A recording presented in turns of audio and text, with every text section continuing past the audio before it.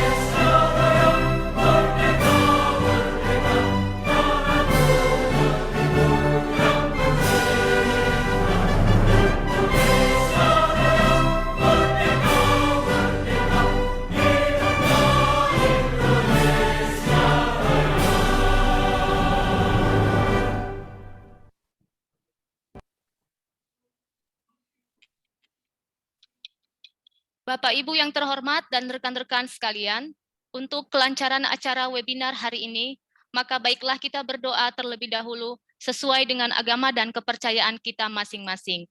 Doa akan dipimpin oleh Bapak Ustadz Mulkan Hamid. Kepada Bapak kami persilahkan.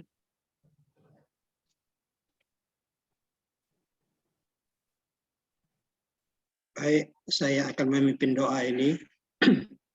Kemudian akan kita amini bersama-sama sesuai dengan agama dan keyakinan kita masing-masing. Bismillahirrahmanirrahim. Alhamdulillahirabbil alamin. Wassalatu wassalamu ala asyrafil anbiya'i wal mursalin wa ala alihi wa ashabihi ajmain. Allahumma sholli wa sallim wa barik ala Sayyidina Muhammadin fil awwalin wa sholli wa sallim wa barik ala Sayyidina Muhammadin fil akhirin. Ya Rahman ya Rahim, ya Allah ya Tuhan kami yang Maha Pengasih lagi Maha Penyayang. Sayangilah kedua orang tua kami sebagaimana mereka menyayangi kami sewaktu kecil sampai sekarang. Ya Rahman ya Rahim, ya Tuhan kami yang Maha Pengasih lagi Maha Penyayang. Sayangilah guru-guru kami, dosen-dosen kami, dan profesor-profesor kami, sebagaimana mereka mengasihi dan mengajari kami penuh dengan kasih sayang-Mu, ya Tuhan kami. Ya Rahman, ya Rahim, wahai Tuhan kami yang Maha Pengasih lagi Maha Penyayang, di antara rekan-rekan dan saudara-saudari kami yang belum menemukan jodoh, dengan kasih dan sayang-Mu ya Allah, ya Tuhan kami, segeralah berikan jodoh kepadanya. Ya Allah, ya Rahman, ya Rahim, wahai Tuhan kami yang Maha Pengasih lagi Maha Penyayang, dengan kasih sayang-Mu, berilah kami kesuksesan ya Allah, ya Tuhan kami. Semoga kami bisa segera menyelesaikan program dokter kami, dan dengan kasih sayang-Mu ya Tuhan kami, semoga kami bisa diberikan menjadi dokter-dokter yang berkualitas, ya Rahman ya Rahim. Amin ya Rabbal Alamin. Rabbana atina fid dunya hasanah wa fil akhirati hasanah wa qina azabannar. Walhamdulillahi Rabbil Alamin. Assalamualaikum warahmatullahi wabarakatuh. Waalaikumsalam. Baiklah, Bapak Ibu, selanjutnya kita akan mendengarkan kata sambutan dari Bapak Dekan Fakultas Hukum Universitas Sumatera Utara, dan kepada Bapak Dr. Mahmud Siregar, SHM Hum, dipersilahkan untuk memberikan sambutan sekaligus membuka acara webinar ini secara resmi. Kepada Bapak kami persilahkan. Baik. Assalamualaikum warahmatullahi wabarakatuh. Selamat sore, salam sejahtera bagi kita semuanya. Bisa didengar ya? Bisa, Pak. Baik. Yang saya hormati para wakil dekan Fakultas Hukum Universitas Sumatera Utara. Yang saya hormati Ketua Sekretaris Program Studi Dr. Ilmu Hukum Fakultas Hukum USU, Ibu Profesor Dr. Ningrum Natasha Sirait, SHMLI, dan Sekretaris Program Studi Dr. Ilmu Hukum Fakultas Hukum USU, Ibu Dr. Tengku Kaizerina Devi, SHSNM Hum. Yang saya hormati para guru besar dan seluruh staf pengajar, para narasumber yang saya muliakan,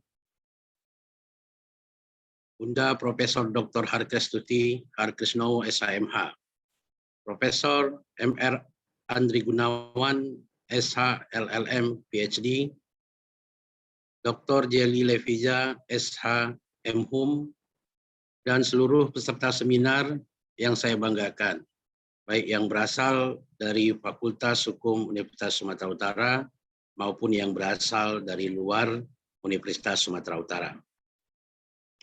Pada kesempatan pertama, saya mengajak kita semua untuk tetap bersyukur kepada Allah Subhanahu wa Ta'ala, Tuhan Yang Maha Esa, yang tetap memberikan nikmat dan karunia-Nya, memberikan waktu dan kesehatan kepada kita, sehingga kita masih diberikan kesempatan untuk bisa sama-sama mengikuti acara seminar pada sore hari yang berbahagia ini.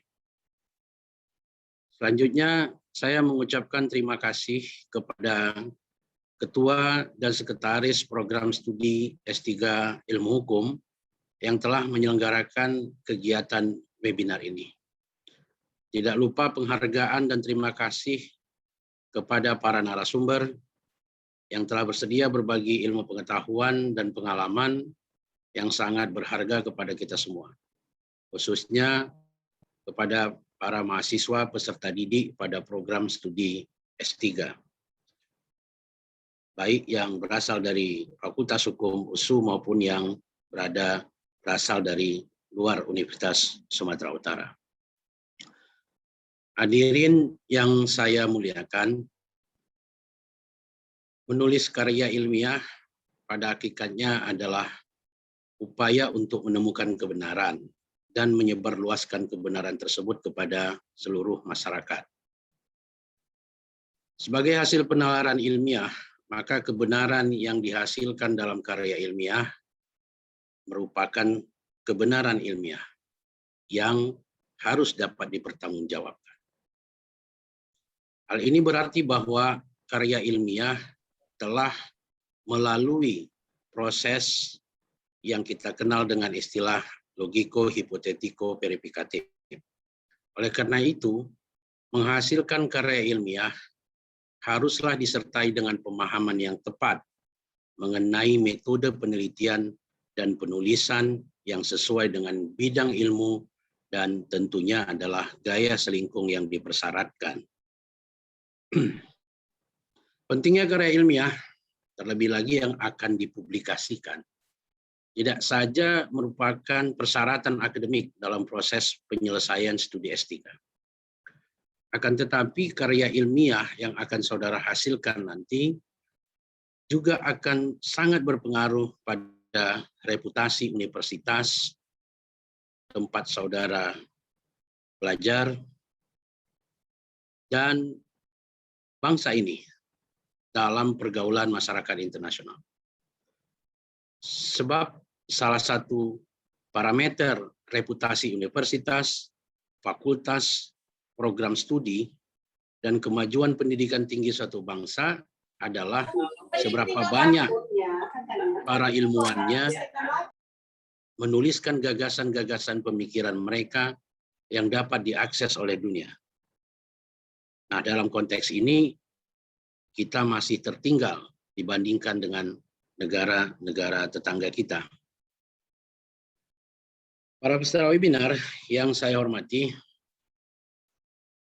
ilmu hukum adalah sebuah cabang ilmu pengetahuan otonom yang sudah barang tentu memiliki metode penelitian, memiliki metode penulisan yang memiliki karakteristik yang berbeda dengan ilmu pengetahuan lain. Metode penelitian adalah bagian yang tak bisa dipisahkan dari ilmu hukum, sebab metode penelitian adalah elemen epistemologi dari ilmu hukum. Sebagai karya ilmiah, maka tulisan-tulisan ilmiah di bidang hukum harus memenuhi kaidah-kaidah metode penelitian, memenuhi kaidah penulisan-penulisan yang dikenal dalam bidang ilmu hukum, baik itu metode penelitian hukum normatif maupun metode penelitian hukum empiris. Di samping itu juga perlu memahami tentang etika akademik, etika ilmiah, dan etika penulisan.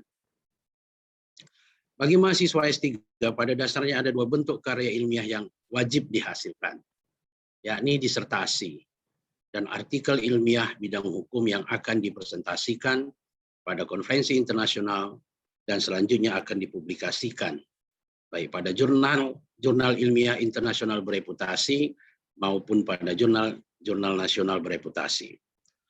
Dua bentuk karya ilmiah ini menjadi syarat untuk menyelesaikan studi S3.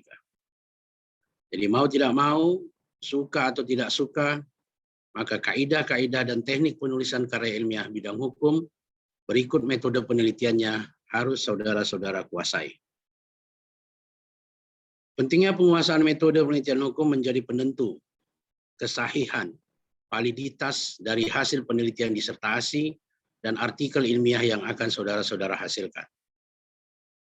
Pengalaman selama ini menunjukkan bahwa masih terdapatnya kelemahan penguasaan metodologi penelitian hukum, bahkan pada tingkat penulisan disertasi oleh para mahasiswa S3.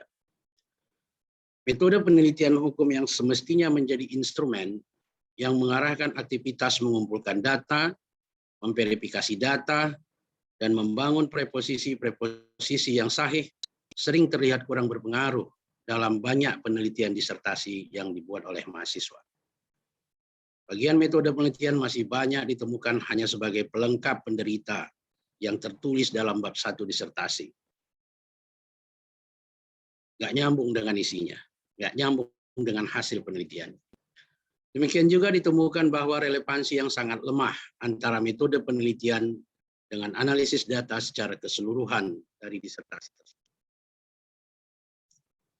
Akan sangat terasa janggal jika mahasiswa S3 mengatakan menguasai substansi hasil penelitiannya, tapi tak menguasai secara mendalam metode penelitian yang digunakannya. Padahal kita paham bersama bahwa validitas dan kesahihan riset tersebut secara menyeluruh sangat ditentukan oleh penguasaan atas metode penelitian yang digunakan. Para peserta webinar yang berbahagia, masalah lainnya adalah menyangkut penulisan artikel ilmiah yang wajib dipublikasikan pada jurnal ilmiah internasional bereputasi. Tentu masing-masing universitas punya tradisi dan punya ketentuan yang berbeda mengenai hal ini. Sejumlah permasalahan yang sering terjadi dan menghambat kelulusan mahasiswa S3 berkenaan dengan artikel ilmiah antara lain, pertama, masalah-masalah yang tidak berkenaan dengan substansi artikel atau manuskrip yang dibuat. Misalnya, terjebak dengan jurnal predator. Nggak ngerti memverifikasi mana jurnal predator, mana jurnal yang bereputasi. Akhirnya, mahasiswa membayar uang yang sangat mahal, tapi tidak diakui tulisannya. Yang kedua, jurnal yang discontinuous dari daftar pengindeks bereputasi. Ini juga menghambat proses penyelesaian studi. Jurnal internasional yang tidak diakui oleh Dikti, dan lain-lain.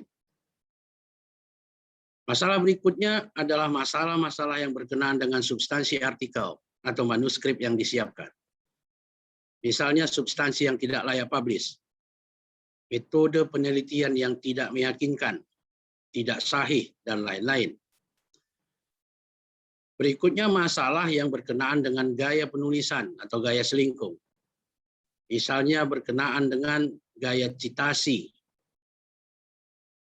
yang tidak sesuai dengan yang diminta oleh jurnal yang akan mempublikasikan tulisan tersebut. Gaya penulisan bibliografi, template of manuskrip yang tidak mengikuti pedoman yang sudah ditetapkan oleh jurnal tempat artikel itu akan dimuat. Dan masalah-masalah lain yang berkenaan dengan etika penulisan. Berbagai permasalahan tersebut pada akhirnya berujung pada penolakan manuskrip dan proses panjang atau tidak diakuinya publikasi yang bersangkutan oleh verifikator di tingkat universitas. Ujian tak kunjung dapat waktunya. Ujian tak kunjung ditetapkan oleh universitas karena permasalahan-permasalahan yang semestinya tidak terjadi. Sehubungan dengan hal tersebut, maka selain penguasaan metode penelitian, maka penguasaan teknik penulisan pada jurnal internasional bereputasi menjadi penting untuk saudara-saudara kuasai sebagai peserta program S3 khususnya, dan mahasiswa secara umum. Untuk itulah kita berkumpul dan melaksanakan webinar pada sore hari ini.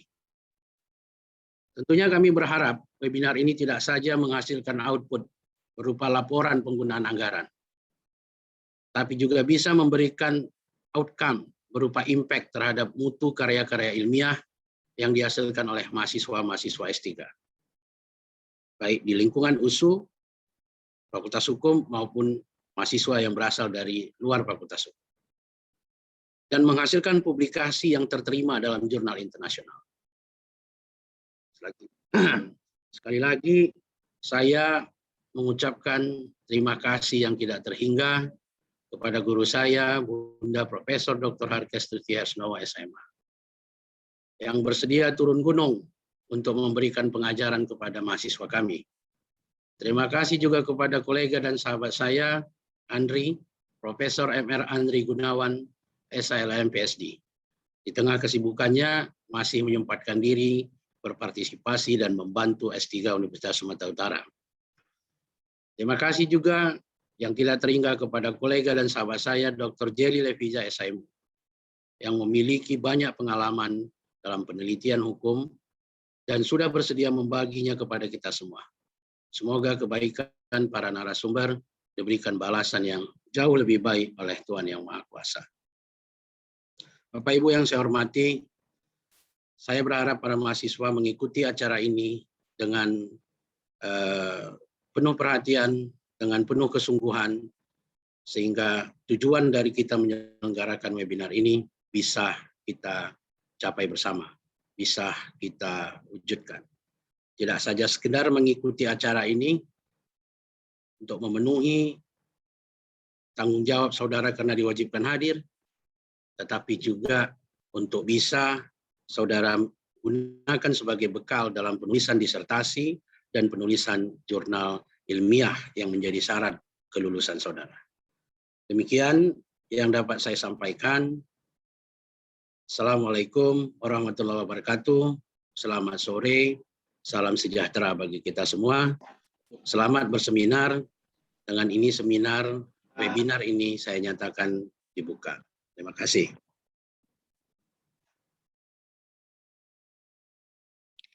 Baiklah, terima kasih kami sampaikan kepada Bapak Dekan atas sambutan yang telah diberikan. Bapak, Ibu, hadirin dan rekan-rekan yang terhormat, kami sampaikan dan kami informasikan sekali lagi untuk dapat mengaktifkan video selama berlangsungnya webinar ini. Baiklah, Bapak, Ibu yang terhormat dan rekan-rekan sekalian, selanjutnya narasumber kita hari ini adalah Bapak Dr. Jelly Levisa SH.M.Hum yang akan menyampaikan materi berkaitan dengan metodologi penelitian ilmiah yuridis normatif. Baiklah, langsung saja untuk mempersingkat waktu, saya akan serahkan pimpinan acara ini kepada Ibu Putri Romondang Siagian SH.M.H selaku moderator kita. Terima kasih kepada Ibu Rika Jamin Marbun. Selanjutnya acara saya ambil alih. Assalamualaikum warahmatullahi wabarakatuh. Shalom, Om Swastiastu, salam kebajikan. Selamat sore kepada Bapak Dekan Fakultas Hukum Universitas Sumatera Utara. Selamat sore kepada Ibu Ketua dan Sekretaris Program Studi Ilmu Hukum Fakultas Hukum Universitas Sumatera Utara. Selamat sore kepada narasumber kita pada hari ini, dan selamat sore kepada sivitas akademisi yang sudah bergabung pada Zoom meeting pada hari ini. Terima kasih atas kesempatannya yang diberikan kepada saya untuk menjadi moderator pada webinar Metodologi Penelitian dan Penulisan Jurnal Ilmiah Internasional bereputasi Program Studi Doktor Ilmu Hukum Fakultas Hukum Universitas Sumatera Utara. Penelitian bermula dari adanya keingintahuan manusia atas sesuatu yang tidak diketahuinya untuk menemukan jawaban-jawaban dari rasa keingintahuannya. Oleh sebab itu, dalam penelitian selalu berangkat dari ketidaktahuan dan berakhir pada keraguan. Dan tahap selanjutnya berangkat dari keraguan dan berakhir pada suatu asumsi atau hipotesis, yakni jawaban sementara yang dianggap benar sebelum dibuktikan sebaliknya. Dalam sistematika keilmuan, ilmu hukum merupakan ilmu yang tersendiri, yakni sui generis, yang mempunyai karakteristik kepribadian yang tidak dapat digolongkan dengan ilmu sosial dan ilmu humaniora lainnya. Nah, pada kesempatan kali ini kita akan membahas topik yang sangat menarik dan penting untuk penelitian sebagai rujukan kita, yakni kaum sivitas akademis untuk membuat penulisan dan penelitian. Adapun judul dalam seminar kali ini adalah Metodologi Penulisan Ilmiah Yuridis Normatif yang akan disampaikan oleh Bapak Dr. Jelly Levisa SH.M.Hum. Assalamualaikum Pak, selamat sore. Sebelum Bapak menyampaikan materinya, saya akan membacakan biografi singkat beliau. Beliau merupakan salah seorang dosen dari Fakultas Hukum Universitas Sumatera Utara. Beliau tamat dan menyelesaikan sarjana pada tahun 1997, mendapatkan gelar pada tahun 2001 dan menyelesaikan program doktor pada tahun 2006 dengan judul disertasi tanggung jawab hukum Bank Dunia dan IMF atas dampak negatif kondisionalitas peminjamnya di negara-negara berkembang, studi kasus Indonesia. Adapun beragam buku dan jurnal yang sudah beliau hasilkan tidak dapat saya sebutkan satu persatu. Nah, kepada Bapak yang berkarisma ini, saya persilahkan. Baik. Assalamualaikum warahmatullahi wabarakatuh. Bapak Ibu yang saya hormati, terima kasih sebelumnya kepada Saudari Putri Rumondang selaku moderator. Yang saya hormati Bapak Dekan Fakultas Hukum USU, Bapak Dr. Mahmud Siregar, juga Ibu Ketua Prodi, Ibu Prof. Ningrum, dan Ibu Sekretaris Prodi, Ibu Dr. Kezerna Devi, Bapak Ibu sekalian yang saya hormati di dalam acara ini. Baiklah, saya akan langsung masuk ke materi untuk pembahasan tentang penelitian hukum normatif sebagaimana yang dimintakan pada saya untuk menyampaikan materi tersebut. Saya akan share screen lebih dahulu. Saudari Putri, apakah share screen saya sudah terlihat? Sudah, Pak, sudah. Baik. Nah, Bapak Ibu, saudara-saudara sekalian, peserta program studi S3, saya akan memulai penjelasan atau uraian ini dari kata metode penelitian hukum. Jadi sebelum masuk ke penelitian yuridis normatif atau penelitian hukum normatif, saya akan jabarkan dulu apa itu metode, apa itu penelitian, dan nanti apa itu metode penelitian hukum, lalu alasan filosofis mengapa orang melakukan penelitian. Baru setelah itu saya akan sampaikan kepada saudara sekalian tentang penelitian hukum normatif. Nah, kata metode itu jika diartikan secara definitif adalah prosedur atau cara atau teknik yang sistematis. Sementara dari asal katanya, metodologi itu berasal dari kata metodos. Jadi kalau metodologi itu berarti metodos dan logos. Logi itu dari kata logos, logos itu artinya ilmu. Sementara tadi metode adalah ilmu, cara. Oleh karena itu metodologi berarti cara tentang ilmu tentang cara. Metodologi penelitian berarti ilmu tentang cara meneliti. Nah, itulah makna kata metodologi. Kemudian kata penelitian. Penelitian itu berasal dari bahasa Inggris, dari kata research. Di Indonesia disebut dengan istilah riset. Riset atau research itu sebenarnya terdiri dari dua kata. Dari kata re and search atau mencari kembali. Apa yang dicari kembali? Kalau saudara melihat kata mencari kembali, itu artinya sudah ada yang ditemukan tapi masih dicari. Nah, yang dicari kembali, yang sudah ada tapi masih dicari adalah truth atau kebenaran. Ini kita sudah masuk ke alasan filosofis mengapa kita melakukan penelitian. Nah, kenapa truth atau kebenaran itu dicari kembali? Jawabnya karena kebenaran itu tidak mutlak. Kebenaran itu berada dalam perspektif ruang dan waktu. Kebenaran dalam perspektif ruang itu artinya benar di sini, belum tentu benar di sana. Kebenaran dalam perspektif waktu itu artinya benar pada masa kini, belum tentu benar pada masa lalu. Atau benar pada masa kini, belum tentu benar pada masa yang akan datang. Saya akan berikan contoh bagaimana kebenaran dalam perspektif ruang dan waktu tadi. Eutanasia misalnya, permohonan untuk mengakhiri hidup si pasien atas permintaan keluarganya, itu dibenarkan di sejumlah negara maju di Eropa. Tapi eutanasia tidak diperkenankan di Indonesia. Artinya benar di sejumlah negara maju di kawasan Eropa, eutanasia dibenarkan untuk diterapkan, tapi tidak benar eutanasia bisa berlaku di Indonesia, karena Indonesia adalah negara yang berdasarkan ketuhanan. Itu contoh bagaimana perspektif ruang membedakan kebenaran. Lalu kebenaran dalam perspektif waktu itu contohnya adalah bahwa kalau dulu tidak benar kepala daerah bisa maju secara independen. Namun sekarang kepala daerah bisa maju secara independen. Itu contoh bagaimana kebenaran bisa berubah akibat adanya dimensi waktu. Jadi Bapak Ibu Saudara sekalian, yang mau saya sampaikan adalah penelitian mencoba mengungkap kebenaran dalam momen, ruang, dan waktu yang berbeda-beda tadi. Oleh karena itu, kebenaran harus terus disoroti dengan kacamata penelitian, sebab kebenaran itu tidak mutlak. beberapa orang yang secara filosofis di dalam literatur sering menyebutkan bahwa kebenaran mutlak itu adalah ketidakbenaran mutlak. Jadi absolute truth is no absolute truth.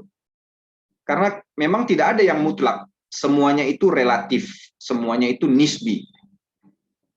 Nah, oleh karena itu sekali lagi penelitian adalah kegiatan yang sistematis untuk mengumpulkan dan menganalisa data secara logika untuk tujuan mengungkap kebenaran dalam dimensi ruang dan waktu tadi. Kalau Anda meneliti tentang hukum kontrak yang dilakukan secara online sebelum lahirnya Undang-Undang 11 tahun 2008, tentu akan berbeda hasilnya setelah berlangsungnya kontrak secara elektronik dengan regulasi di bawah Undang-Undang nomor 11 tahun 2008. Ini sekedar contoh kecil bagaimana penelitian itu penting dilakukan karena perubahan ruang dan waktu tadi.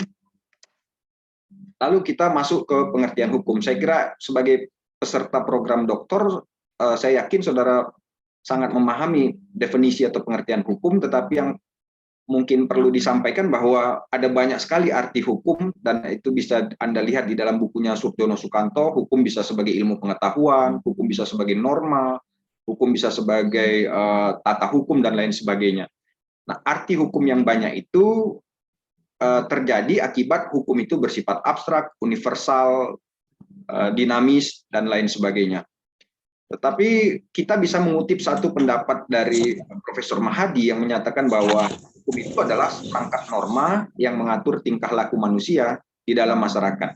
Jadi sampai di sini bisa kita simpulkan makna kata metode penelitian hukum sebagai cara untuk mengungkap kebenaran tentang norma-norma yang mengatur tingkah laku manusia di dalam masyarakat.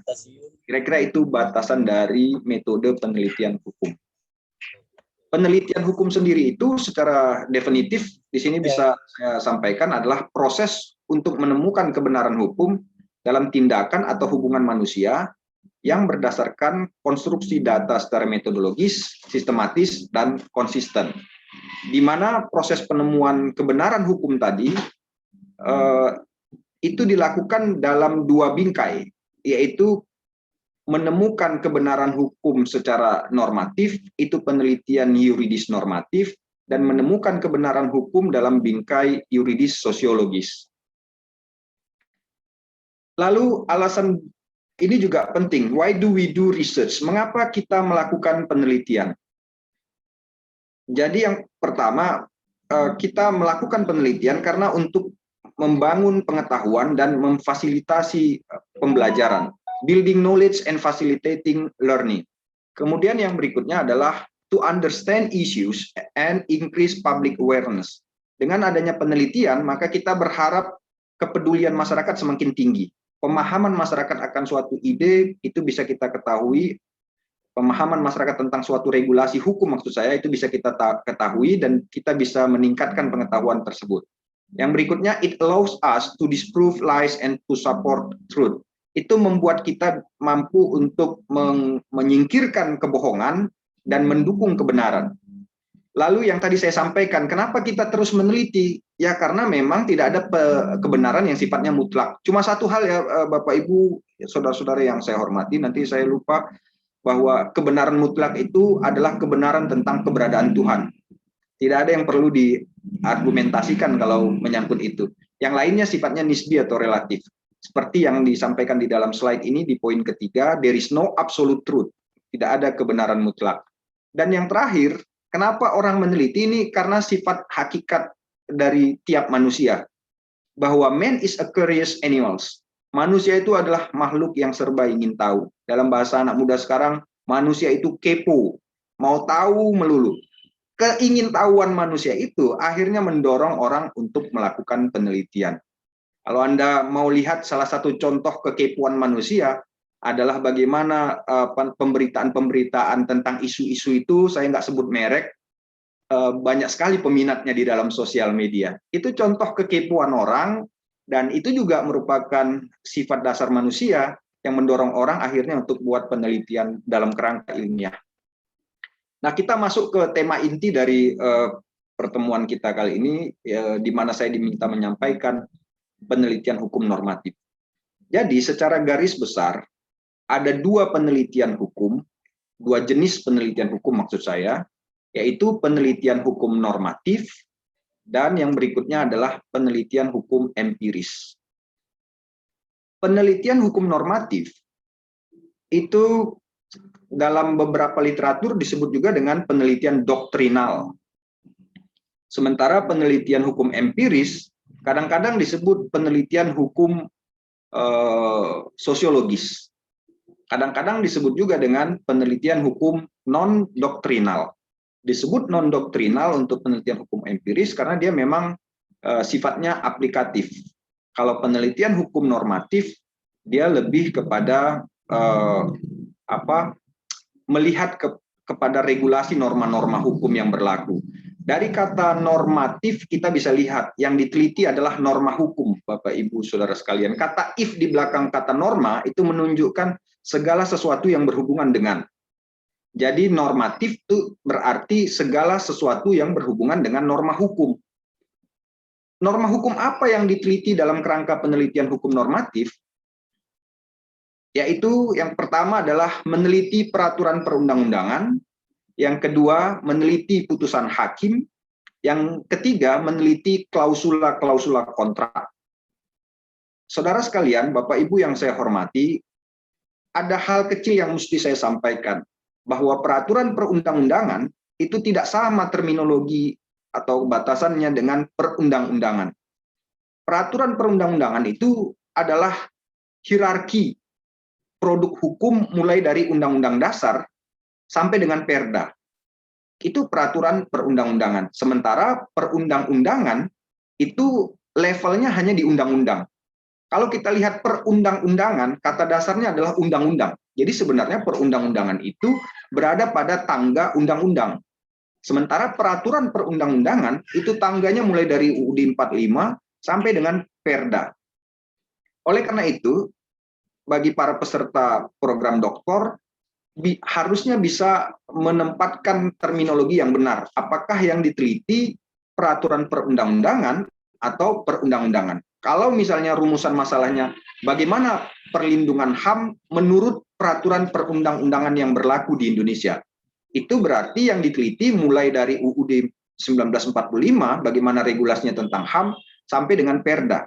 Atau mungkin Undang-Undang Dasar 1945 dan Undang-Undang HAM nomor 39 tahun 1999. Itu kalau levelnya peraturan perundang-undangan. Tetapi kalau levelnya perundang-undangan, berarti yang diteliti hanya Undang-Undang HAM. Jadi terminologi ini mohon dibedakan supaya tidak menimbulkan kerancuan atas batas atau pagar dari penelitian yang saudara atau Bapak Ibu lakukan. Nah, untuk penelitian hukum normatif ini, jadi preliminary research, dalam penelitian itu ada namanya preliminary research. Preliminary itu artinya pendahuluan, research itu artinya tadi penelitian. Jadi ada penelitian pendahuluan. Bagi mahasiswa yang ingin melakukan penelitian hukum normatif, maka dia harus buat penelitian pendahuluan. Yaitu memastikan kalau dia meneliti putusan hakim, dia harus pastikan putusan hakim sudah di tangannya. Ini yang di program pasca untuk S2 sering menimbulkan kendala karena usulan disampaikan menyangkut studi atas suatu putusan, putusannya sendiri belum di tangannya. Jadi Bapak Ibu selaku mahasiswa program doktor harus bisa memastikan bahwa kalau hendak melakukan penelitian hukum normatif, dokumen putusan sudah berada di tangan.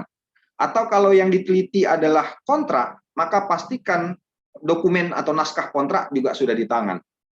Demikian juga untuk peraturan perundang-undangan yang hendak diteliti, sebaiknya sudah dimiliki semua. Sekarang kan sudah bisa download, sehingga dengan mudah bisa dimiliki dokumen-dokumen hukum yang dibutuhkan untuk penelitian hukum normatif itu.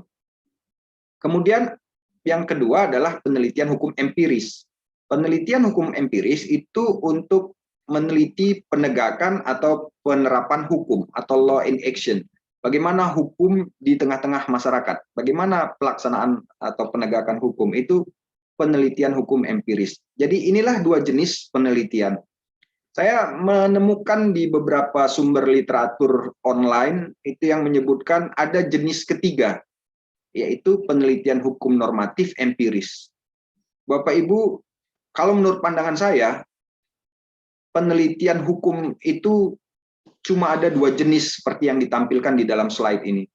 Jadi seperti pria dan wanita, cuma itulah jenis manusia, kan tidak diakuin ada tak pria dan tak wanita, atau pria tapi juga wanita. Jadi cuma ada 2 jenis penelitian hukum, dengan analogi tadi bahwa penelitian hukum normatif dan penelitian hukum empiris.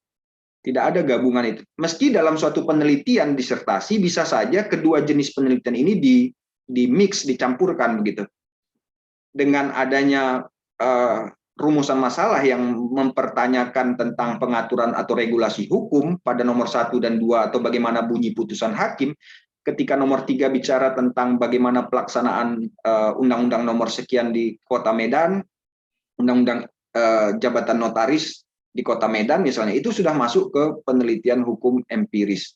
Jadi satu penelitian bisa saja memakai 2 jenis penelitian ini, tetapi tidak bisa penelitian hukum normatif empiris. Menurut saya kurang tepat di mix sekaligus seperti itu. Nah, kemudian dari kata normatif tadi, normatif dengan norma hukum. Normatif itu berpegang teguh pada norma menurut norma atau kaidah yang berlaku. Normatif itu Bapak Ibu Saudara sekalian sama dengan kata kaidah. Normatif dan kaidah, norma dan kaidah itu sama pengertiannya, yaitu cara bertingkah laku. Cuma norma berasal dari bahasa Jerman, dari kata norm. Sementara kaidah berasal dari bahasa Arab, dari kata kaidah. Lalu norma hukum adalah ketentuan hukum yang mengatur tingkah laku individu di dalam masyarakat, baik yang tertulis maupun yang tidak tertulis. Dalam beberapa literatur atau sebagian besar literatur, norma penelitian hukum normatif itu banyak dituliskan dalam bentuk meneliti norma hukum yang tertulis. Padahal kalau dalam batasan penelitian, batasan kata norma hukum itu bisa tertulis, bisa tidak tertulis. Jadi menurut kebiasaan yang diteliti dalam penelitian hukum normatif itu adalah putusan hakim, klausula kontrak, atau bunyi atau ketentuan dari peraturan perundang-undangan.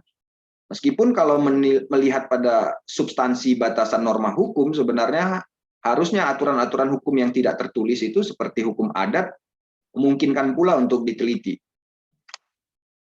Kemudian pengertian penelitian hukum normatif ini saya sampaikan apa yang disampaikan oleh atau yang diberikan batasannya oleh Surjono Sukanto, bahwa penelitian hukum normatif itu adalah penelitian hukum yang dilakukan dengan cara meneliti bahan pustaka atau data sekunder sebagai dasar untuk diteliti dengan cara mengadakan penelusuran terhadap peraturan-peraturan dan literatur yang berkaitan dengan permasalahan yang diteliti. Jadi titik utama dari penelitian hukum normatif adalah penggunaan bahan pustaka atau data sekunder, kemudian melakukan penelusuran terhadap peraturan dan literatur atau studi dokumen. Mukti Fajar ND dan Yulianto memberikan batasan penelitian hukum normatif itu adalah penelitian hukum yang meletakkan hukum sebagai sistem norma. Sistem norma dimaksud adalah mengenai asas-asas, norma, kaidah dari peraturan perundang-undangan, atau putusan pengadilan serta doktrin. Lalu apa saja objek kajian dari penelitian hukum normatif? Menurut Surjono Sukanto dan Sri Mamuji, penelitian hukum normatif itu objeknya adalah sebagaimana ditampilkan dalam slide ini. Bisa berupa penelitian terhadap asas-asas hukum, penelitian terhadap sistematika hukum, penelitian terhadap sinkronisasi hukum, penelitian perbandingan hukum, dan penelitian sejarah hukum. Penelitian asas hukum itulah yang menjadi background atau latar belakang sehingga kenapa penelitian hukum normatif ini disebut juga dengan penelitian yang doktrinal. Jadi meneliti asas-asas hukum yang berlaku di dalam suatu peraturan perundang-undangan itu merupakan salah satu objek kajian dari penelitian hukum normatif. Demikian pula penelitian terhadap sistematika hukum, bagaimana susunan dari produk-produk hukum antara yang satu dengan yang lain, itu juga menjadi cakupan dari objek kajian penelitian hukum normatif. Kemudian untuk penelitian sinkronisasi hukum itu ada dua tipe, yaitu sinkronisasi hukum secara vertikal dan sinkronisasi hukum secara horizontal. Penelitian hukum secara sinkronisasi vertikal itu kita hendak melihat apakah peraturan hukum yang lebih tinggi itu sinkron dengan peraturan hukum yang lebih rendah. Misalnya kalau saudara mau meneliti apakah Perda telah sesuai dengan undang-undang, itu sinkronisasi vertikal. Atau undang-undang sudah sesuai dengan Undang-Undang Dasar 1945, itu juga sinkronisasi vertikal. Tapi kalau saudara mau meneliti bagaimana sinkronisasi undang-undang yang satu dengan undang-undang yang lain, itu sinkronisasi horizontal. Lalu penelitian perbandingan hukum itu mau meneliti tentang fakta-fakta hukum di masa lalu untuk menerangi fakta-fakta hukum di masa kini. Maaf, itu penelitian sejarah hukum ya. Penelitian sejarah hukum itu maksud saya mau meneliti fakta-fakta hukum masa lalu untuk menerangi fakta hukum di masa kini. Bagaimana perubahan Undang-Undang nomor 4, bukan perubahan, tapi bagaimana Undang-Undang nomor 4 tahun 1982 tentang pengelolaan tentang perlindungan lingkungan hidup itu diganti dengan Undang-Undang nomor 23 tahun 1997, kemudian bagaimana Undang-Undang nomor 23 1997 bisa dicabut diganti dengan Undang-Undang nomor 32 tahun 2009, itu adalah dalam konteks penelitian sejarah hukum. Sementara kalau untuk penelitian perbandingan hukum, kalau Bapak Ibu Saudara sekalian mau membandingkan satu sistem hukum dengan sistem hukum lainnya atau satu produk hukum dengan produk hukum lainnya untuk mencari persamaan dan perbedaan, maka itu merupakan penelitian hukum normatif dalam bentuk perbandingan hukum. Ini bisa misalnya membandingkan bagaimana pengaturan tentang batasan perkawinan, batasan usia kawin di sejumlah, bukan di sejumlah, tapi di Malaysia misalnya dengan di Indonesia. Itu sudah penelitian perbandingan hukum. Atau membandingkan sistem hukum yang satu dengan sistem hukum lainnya sebagaimana yang saya sampaikan tadi. Lalu di luar itu, di luar yang disampaikan Surdyono Sukanto ini, saya tampilkan juga Sutanyo Wigno Subroto, bahwa penelitian hukum normatif itu mencakup bentuk penelitian inventarisasi hukum positif. Inventari hukum positif itu berarti penelitiannya mencoba untuk menghimpun berbagai aturan hukum yang sedang berlaku saat ini. Kemudian penemuan asas atau doktrin itu sama dengan tadi yang disampaikan oleh Surdyono Sukanto, dan penemuan hukum in concreto. Penelitian hukum normatif dalam bentuk penemuan hukum in concreto itu artinya penelitian itu hendak melihat aturan-aturan hukum yang berlaku dalam suatu dalam suatu kasus tertentu. Itu penelitian hukum in concreto. Apa produk-produk norma-norma hukum yang tepat yang bisa digunakan dalam kasus tertentu, itulah penelitian hukum in concreto. Nah, saudara sekalian, kita masuk ke sumber data. Sebelum saya jelaskan dua jenis data yang ditampilkan di dalam slide ini, saya perlu kemukakan dulu bahwa data itu berasal dari kata datum. Datum itu artinya kumpulan fakta. Oleh karena itu, tidak tepat menggunakan istilah berdasarkan data-data yang diperoleh di lapangan. Karena data saja sudah jamak. Tidak perlu disebutkan sampai data-data. Nah, di dalam sini kita lihat bahwa sumber data itu terbagi dua, yaitu data primer dan data sekunder. Data primer adalah data yang diperoleh langsung dari masyarakat, sehingga datanya masih mentah dan masih perlu diolah. Contohnya wawancara, itu data primer. Sementara data sekunder adalah data yang diperoleh dari bahan kepustakaan atau literatur yang sudah diolah yang relevan dengan objek riset. Nah, penelitian hukum normatif itu mempergunakan data sekunder. Di mana data sekunder itu kemudian terbagi menjadi seperti di slide ini, bahan hukum primer, bahan hukum sekunder, dan bahan hukum tersier. Bahan hukum primer adalah bahan hukum yang sifatnya mengikat. Apa produk hukum yang saudara nanti gunakan dalam disertasi saudara, apakah undang-undang dasar atau undang-undang atau peraturan pemerintah, perda dan lain sebagainya, itu perlu ditampilkan di dalam bagian bahan hukum primer. Kebanyakan mahasiswa itu hanya menjelaskan bahwa bahan hukum yang dipergunakan dalam penelitian ini adalah bahan hukum primer, bahan hukum sekunder, bahan hukum tersier. Bahan hukum primer dalam bentuk aturan hukum yang sifatnya mengikat, tapi tidak dijelaskan aturan hukum mengikat yang mana yang merupakan bahan hukum primer yang dipergunakan dalam disertasi yang bersangkutan. Jadi sekali lagi, pada bagian bahan hukum nanti, sebaiknya disertasi Anda menjelaskan apa produk hukum yang dipakai di dalam penelitian disertasi yang bersangkutan. Kemudian bahan hukum sekunder. Bahan hukum sekunder itu menjelaskan bahan hukum primer. Bahan hukum sekunder itu sifatnya seperti buku, jurnal, artikel di internet yang sifatnya menjelaskan bahan-bahan hukum yang sifatnya mengikat tadi yang di poin pertama. Nah, yang di bawahnya adalah bahan hukum tersier. Bahan hukum tersier itu memberikan penjelasan untuk atau mendukung penjelasan untuk bahan hukum primer dan bahan hukum sekunder. Contoh bahan hukum tersier itu adalah kamus hukum atau ensiklopedi atau peta juga boleh kalau mungkin penelitiannya tentang hukum agraria misalnya. Itu bisa dijadikan sebagai bahan hukum tersier. Nah, yang penting diperhatikan jangan merancukan data sekunder dengan bahan hukum sekunder, saudara sekalian. Karena data sekunder itu merupakan lahir dari dua jenis data tadi, data primer dan data sekunder. Sementara bahan hukum sekunder itu adalah bagian dari data sekunder. Jadi judul besarnya itu data sekunder. Di bawah data sekunder itu ada bahan hukum sekunder. Beberapa mahasiswa merancukan istilah data sekunder dan bahan hukum sekunder tadi. Padahal sekali lagi bahan hukum sekunder itu merupakan bagian dari data sekunder. Jadi jenis data yang dipakai oleh penelitian hukum normatif itu adalah data sekunder dengan mempergunakan bahan hukum primer, bahan hukum sekunder, dan bahan hukum tersier. Saudara sekalian juga perlu perhatikan bahwa kalau saya tidak salah itu ada suatu buku metodologi yang tidak membuat lebih dahulu jenis data menjadi dua. Jadi dia tidak mengenal data primer, data sekunder. Tapi dia langsung masuk ke bahan hukum primer, bahan hukum sekunder, bahan hukum tersier.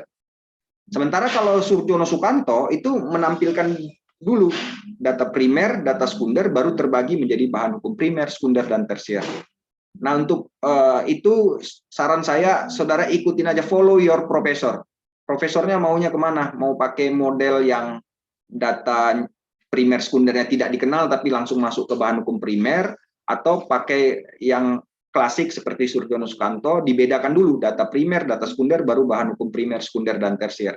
Kalau saya cenderung ke modelnya Surjono Sukanto, yang mengenal lebih dahulu data primer dan data sekunder, karena saya coba-coba cari tahu disiplin ilmu yang lain juga ternyata mengenal data primer dan data sekunder itu dulu, baru masuk ke penjabaran lebih lanjut.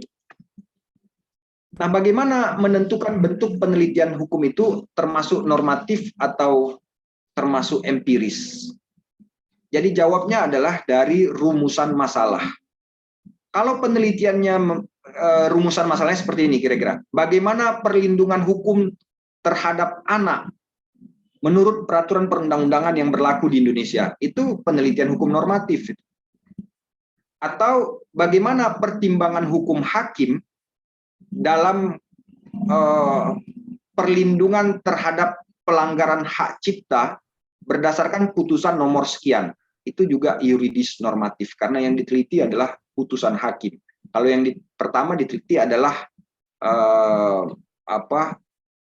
peraturan perundang-undangan. Atau bagaimana hak dan kewajiban para pihak dalam kontrak dalam perjanjian atau kontrak leasing atas hak cipta. Itu juga penelitian hukumnya normatif. Tapi kalau yang diteliti bagaimana pelaksanaan hak dan kewajiban para pihak atas kontrak lisensi hak cipta antara A dan B, itu masuk ke empiris. Jadi saudara sekalian, kira-kira ciri-ciri yang ditampilkan oleh penelitian hukum empiris itu adalah adanya tempat. Biasanya penelitian hukum empiris itu di ujungnya ada tempat, gitu. Karena dia bicara tentang pelaksanaan. Bagaimana pemahaman atau ketaatan hukum notaris terhadap undang-undang jabatan notaris di Kota Binjai. Jadi itu ciri-ciri empiris, tapi saya nggak akan jabarkan itu karena itu nanti akan disampaikan oleh narasumber lainnya. Cuman sampai sini untuk membedakan. Kalau penelitian hukum normatif biasanya tidak mengenal tempat. Jadi hanya dia hanya meneliti dari sisi regulasi saja, belum penegakan atau penerapan hukumnya. Jadi untuk poin atau slide ini sekali lagi saya sampaikan, menentukan apakah suatu penelitian itu normatif atau empiris, lihatlah pada rumusan masalah. Kalau saudara inginnya penelitian hukum normatif, buatlah bentuk redaksi kalimat yang mengarah pada penelitian hukum normatif. Jangan mendua.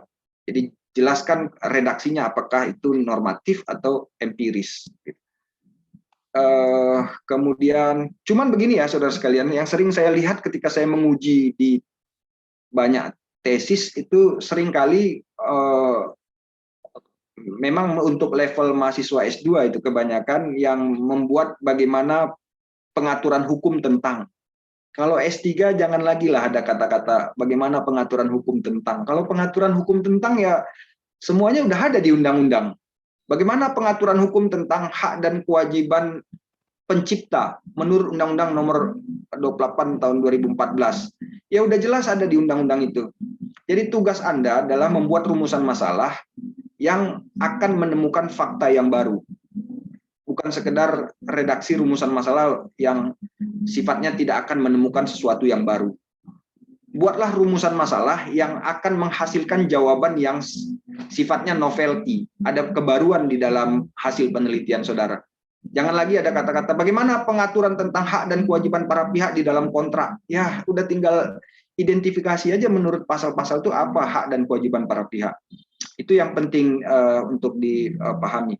Kemudian kita masuk ke pendekatan dalam penelitian hukum normatif.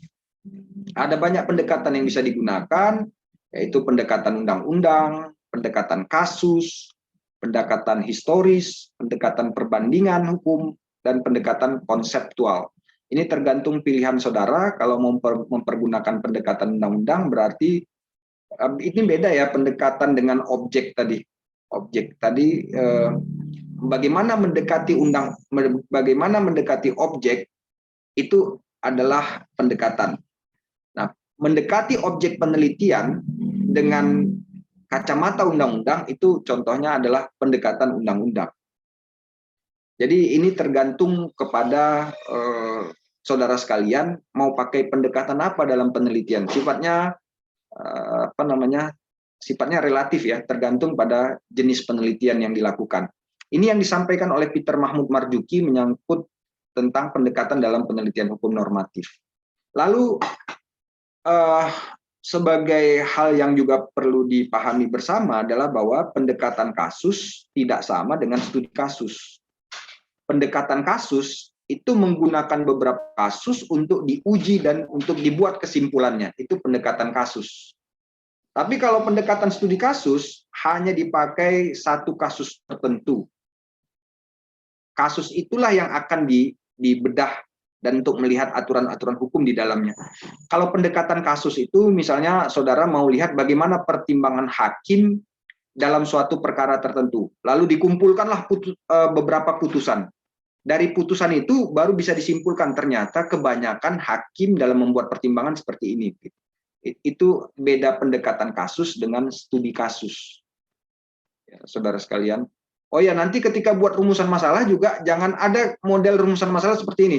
Bagaimana analisis hukum, bagaimana ya ada yang seperti itu ya. Bagaimana analisis hukum dalam pertimbangan hakim nomor sekian. Kalau Anda buat redaksi kalimat begitu, itu berarti Anda mau meneliti kegiatan analisisnya. Bagaimana analisis hukum dalam putusan hakim nomor sekian. Pertama, kumpulkanlah bahan-bahan hukum yang diperlukan. Jadi jawabannya kan menjawab aktivitas analisis itu, bukan bagaimana pertimbangan hukumnya. Oleh karena itu sekali lagi, sebaiknya jangan gunakan bagaimana analisis hukum yang dipergunakan dalam melihat pertimbangan hakim. Langsung saja ya, bagaimana pertimbangan hukum hakim gitu. Dan seterusnya. Kemudian teknik pengumpulan data. Saudara sekalian, ada dua jenis teknik pengumpulan data, yaitu library research dan field research atau studi pustaka dan studi lapangan. Lalu yang sering dilupakan sebenarnya turunan dari teknik pengumpulan data itu adalah alat pengumpulan data. Alat pengumpulan data itu ada dua, yaitu studi dokumen dan wawancara, angket, observasi, kuesioner, dan kuesioner. Jadi untuk library research, teknik pengumpulan data library research, itu alat pengumpulan datanya adalah studi dokumen. Sementara teknik pengumpulan data field research atau studi lapangan, alat pengumpulan datanya bisa wawancara, angket, observasi, kuesioner. Itu menyangkut teknik pengumpulan data. Dan untuk penelitian hukum normatif, tentu saja yang dipakai adalah teknik pengumpulan data library research dengan alat pengumpulan studi dokumen. Studi dokumen itu dalam arti mengumpulkan bahan-bahan literatur. Apakah putusan hakimnya atau klausul kontraknya, atau bukan klausul kontrak ya, tapi naskah kontraknya, atau mengumpulkan peraturan perundang-undangan, itu studi dokumen. Jadi saudara jangan beranggapan bahwa penelitian hukum normatif itu artinya Anda tidak perlu turun ke lapangan, karena field research itu kan penelitian hukum empiris. Yang turun ke lapangan itu kan hanya untuk field research. Ini agak keliru, karena penelitian yang masuk dalam kategori sebagai penelitian hukum normatif itu juga dalam hal-hal tertentu menuntut Anda untuk turun ke lapangan. Misalnya Anda harus mencari putusan tentang kasus kepailitan atau tentang sengketa hak cipta. Anda pergi ke pengadilan niaga. Jadi pada saat Anda pergi ke pengadilan niaga untuk mendapatkan putusan, itu kan sebenarnya sudah turun ke lapangan. Tapi yang Anda cari adalah bahan hukum primernya. Sementara untuk field research, kalau Anda turun ke lapangan, Anda mau wawancarain itu hakimnya atau orang-orang yang punya hubungan dengan rumusan masalah. Anda mau misalnya meneliti tentang pemahaman hakim atau pertimbangan hakim dalam penyelesaian sengketa tertentu. Anda wawancari hakimnya, itu field research, atau Anda sebarkan kuesioner atau angket atau observasi. Jadi sebagai contoh ya, waktu saya membuat disertasi, saya juga melakukan perjalanan untuk mengumpulkan data-data dokumen saya, dokumen hukum saya yang saya perlukan untuk penelitian saya. Maksud saya pergi ke LIPI untuk menemukan hasil penelitian sebelumnya, saya pergi ke kantor cabang IMF di Jakarta dan beberapa tempat lainnya. Itu studi pustaka, teknik pengumpulannya studi pustaka dengan studi dokumen. Jadi mengumpulkan dokumen-dokumen hukum itu juga butuh perjalanan begitu. Meskipun sekarang dengan adanya internet, Anda tentu masih diberi kemudahan untuk mencari bahan dokumen hukum di internet dengan cara browsing. Tapi kalau diperlukan ya turunlah ke lapangan untuk mengumpulkan dokumen-dokumen hukum yang diperlukan. Nah, itu perbedaan teknik pengumpulan data, library research, dan field research. Nah, pertanyaan berikutnya adalah, apakah wawancara dibenarkan dalam penelitian hukum normatif? Anda pasti tahu jawabnya. Karena di sebelah kanan dari slide ini ada checklist benar. Berarti dibenarkan. Nah, tetapi posisi wawancara dalam penelitian hukum normatif tidak sama dengan posisi wawancara dalam penelitian hukum empiris. Penelitian hukum normatif itu melakukan wawancara kepada informan. Jadi sekali lagi, penelitian hukum normatif itu mewawancarai informan. Sementara penelitian hukum empiris itu mewawancarai responden. Itu bedanya antara wawancara dalam penelitian hukum normatif dengan wawancara dalam penelitian hukum empiris. Yang satu normatif itu mau mewawancarai informan, berusaha untuk memperoleh informasi tambahan yang diperlukan dari orang yang diwawancarai. Itu wawancara yang digunakan dalam penelitian hukum normatif.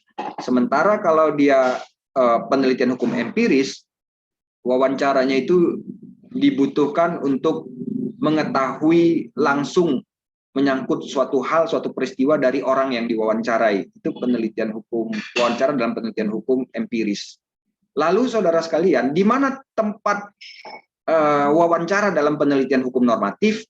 Apakah dalam bahan hukum primer, bahan hukum sekunder, atau bahan hukum tersier?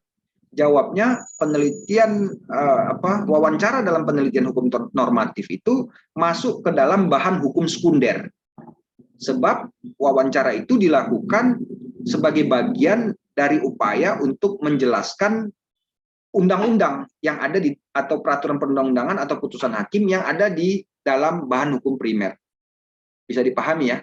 Sekali lagi, wawancara itu dalam penelitian hukum normatif masuk ke dalam bahan hukum sekunder karena sifatnya mau menjelaskan atau memberikan informasi tambahan atas bahan hukum primer yang dipergunakan dalam penelitian yang bersangkutan.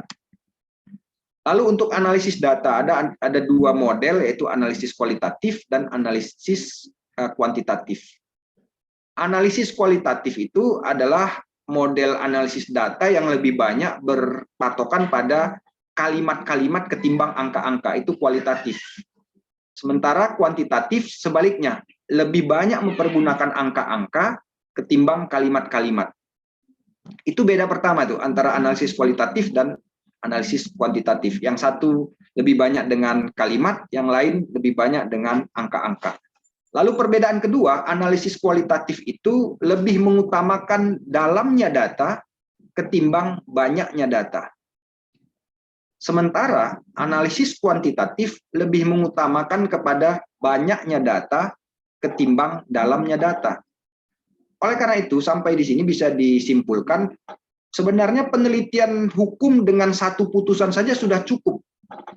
Kalau kita sepakat bahwa penelitian hukum itu mempergunakan analisis data secara kualitatif.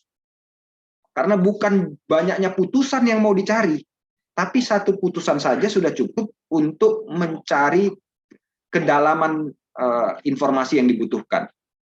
Bukan berarti kita nggak boleh meneliti banyak putusan, boleh aja, itu nanti akan masuk sebagai pendekatan kasus. Tetapi saya mau menyampaikan ke Anda, satu putusan pun sudah dibenarkan, karena ciri dari pendekatan kualitatif itu adalah lebih mengutamakan kedalaman data daripada banyaknya data. Mungkin saya, Saudara Putri, saya berapa menit lagi? Sekitar 20 menit lagi, Pak. Oh, baik. Terima kasih. Ya. Saya akan jelaskan ke saudara sekalian ilustrasi sederhana gambaran tentang perbedaan analisis kualitatif dan kuantitatif. Seorang mahasiswi Fakultas Teknik itu menyampaikan kepada pacarnya, "Bang, bersyukur kali saya, sudah berapa lama hubungan kita ini ya." Itu mahasiswi yang mindsetnya adalah dengan pendekatan kuantitatif. Saya bersyukur Bang, udah berapa lama ya hubungan kita ini. Berapa lama itu kuantitatif, saudara sekalian. Kemudian dijawab oleh pacarnya yang kebetulan berasal dari Fakultas Hukum. Jawaban pacarnya adalah, "Dek, bukan soal berapa lama hubungan kita ini, tapi yang lebih penting adalah bagaimana menjalani hubungan ini dengan penuh kebaikan, penuh kepercayaan, dan penuh kebersamaan." Nah, itu orang yang mindsetnya adalah kualitatif. Dia tidak mengutamakan kepada berapa lama waktu hubungan mereka, tapi yang penting adalah menjalaninya dengan segala kebaikan, kepercayaan, dan kebersamaan. Kira-kira begitu ilustrasi untuk menggambarkan perbedaan kualitatif dengan kuantitatif.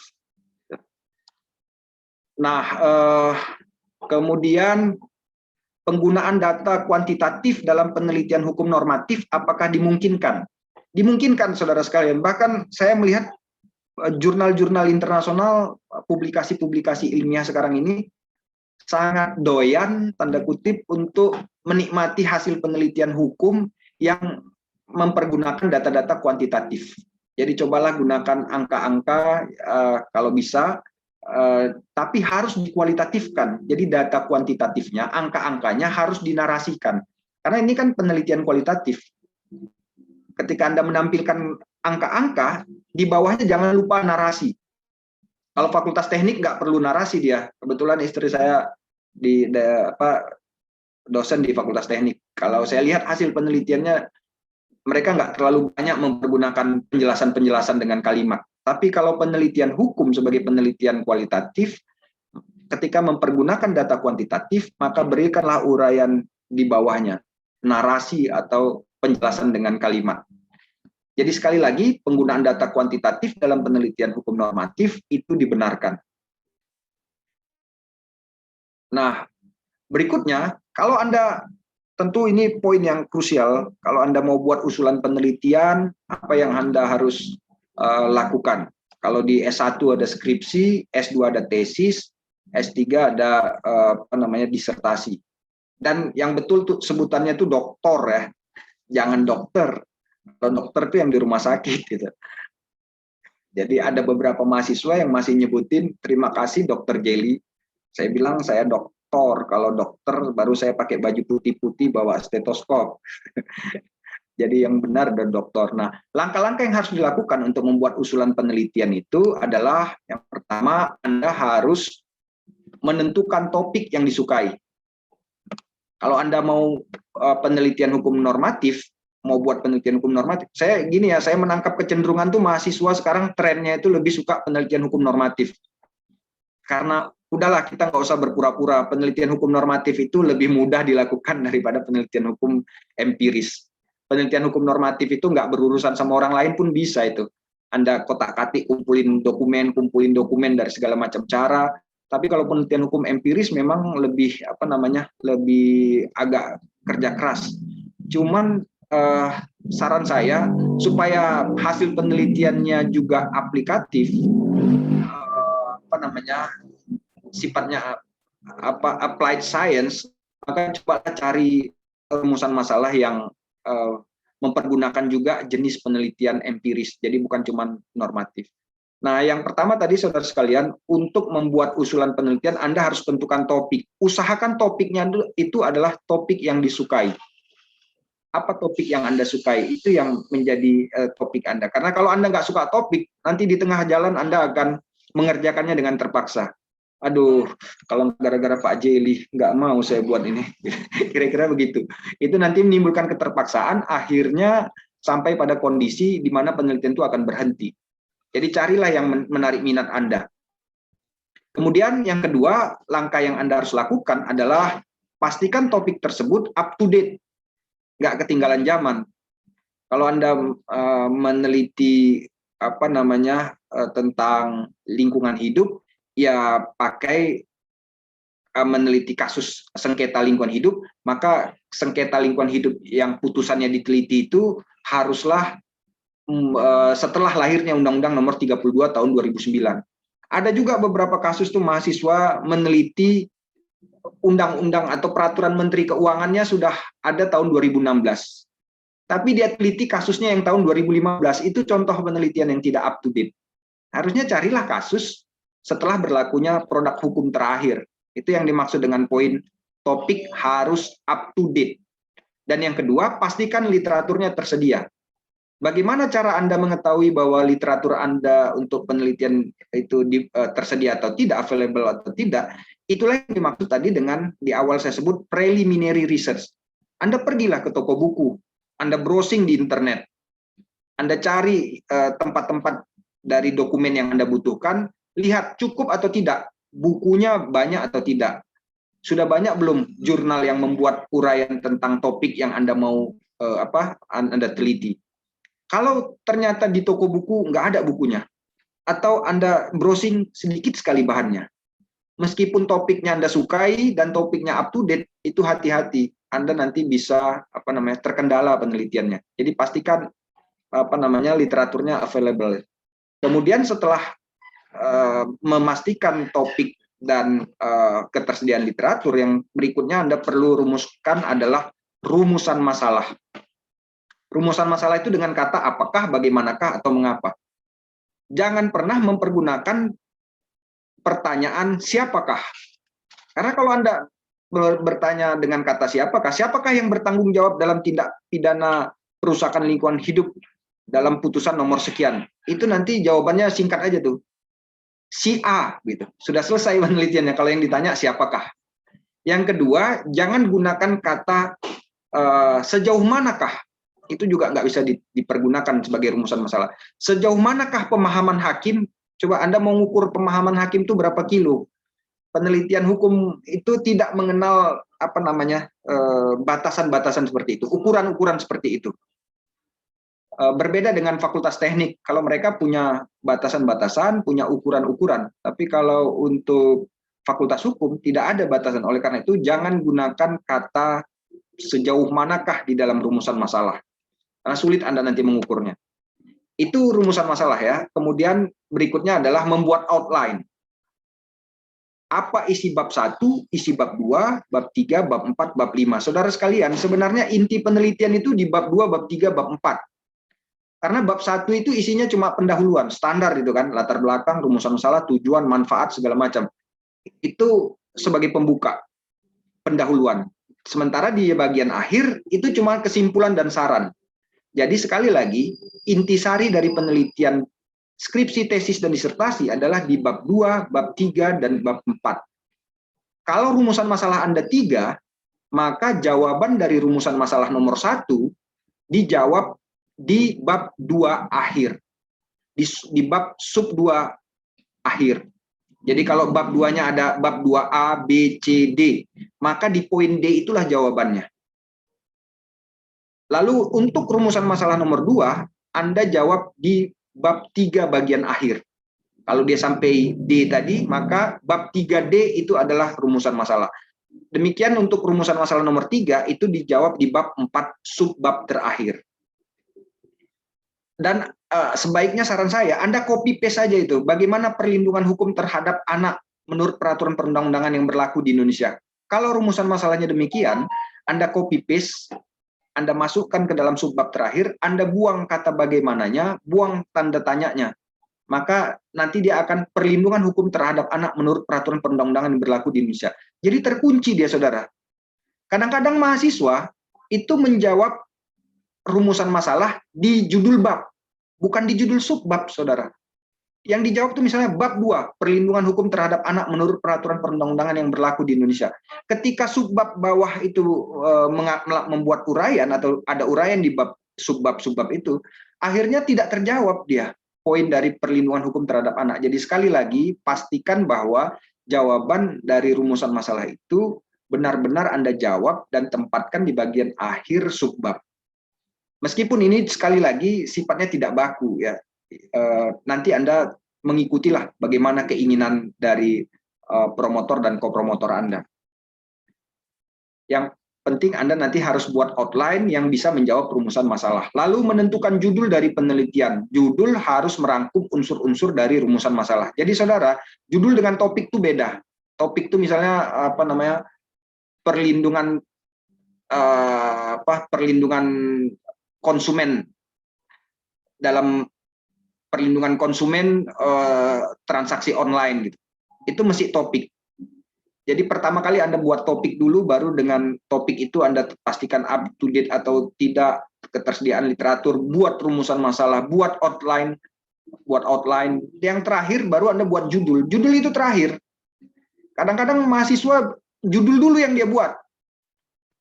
Sehingga ketika saya tanya, Anda sudah mengajukan judul? Sudah, Pak. Judulnya apa? Dia sampaikan judulnya. Rumusan masalahnya apa? Itulah, Pak. Nanti kalau sudah diterima, baru saya buat rumusan masalahnya. Wah, itu keliru, saudara. Harusnya buat rumusan masalah dulu, baru buat judul. Nah, yang berikutnya adalah pastikan bahwa penelitian itu asli atau novelty. Anda lihat di dalam slide ini di sudut kanan itu ada kata state of the art.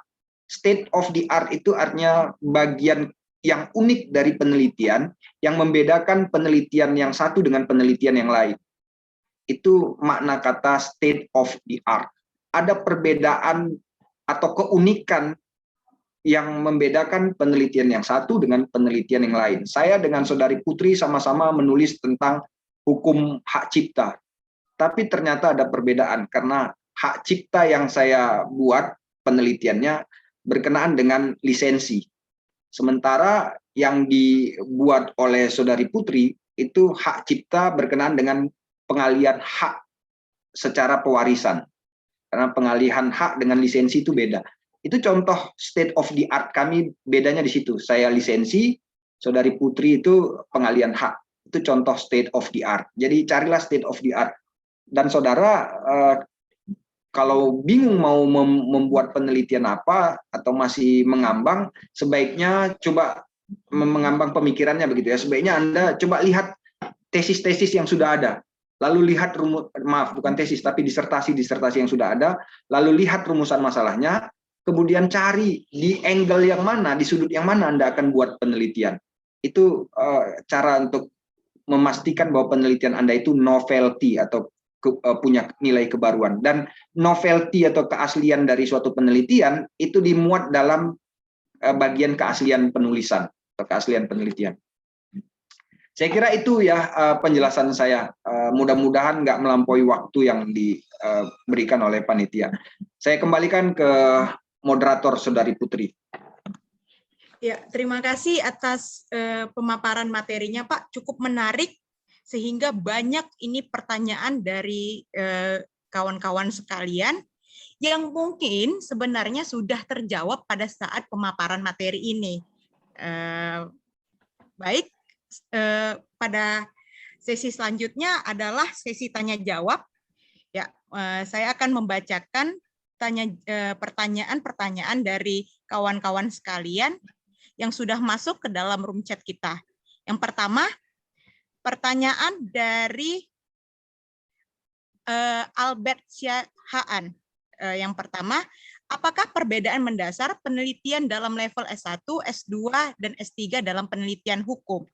Lalu, jika dalam suatu penelitian terdapat dua rumusan masalah, yakni peneliti secara norma dan meneliti secara implementasi, pertanyaannya, jenis penelitian apa yang pantas kita buat dalam penulisan ilmiah ini? Baik, Pak, kepada Bapak dipersilahkan.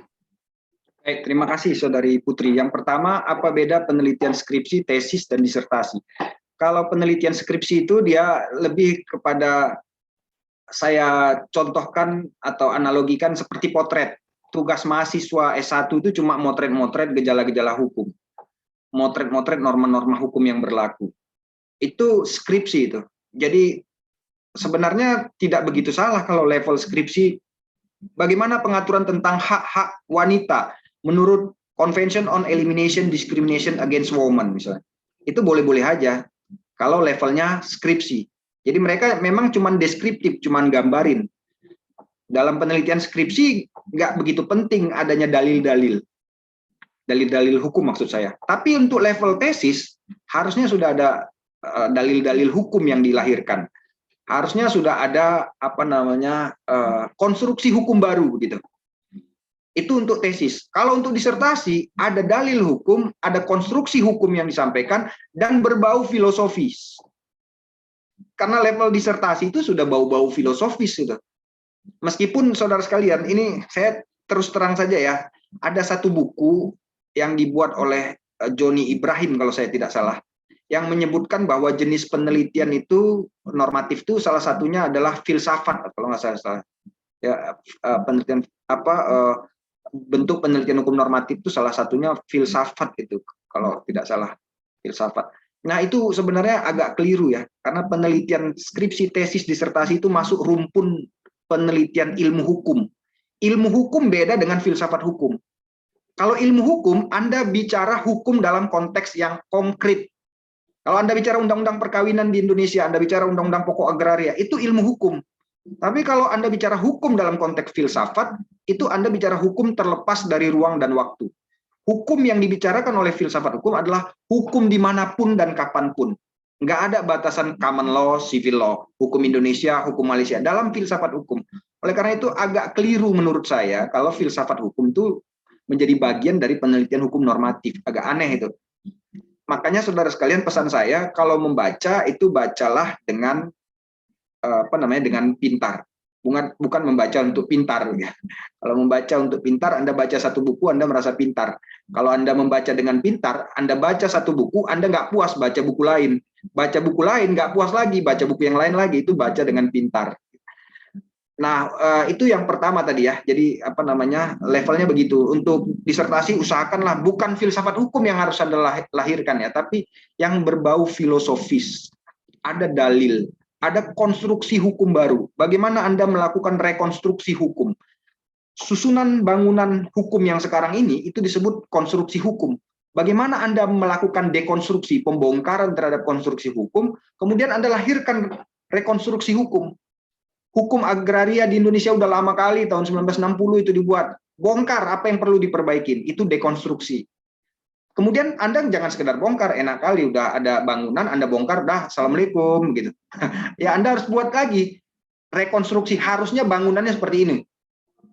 Fakultas Hukum tuh gedung bagian sana udah kelewat tua, tuh harus dibongkar. Terus bangunan barunya gimana? Bangunan baru itulah yang dimaksud dengan rekonstruksi hukum. Nah, yang kedua tadi pertanyaannya apa, Saudari Putri?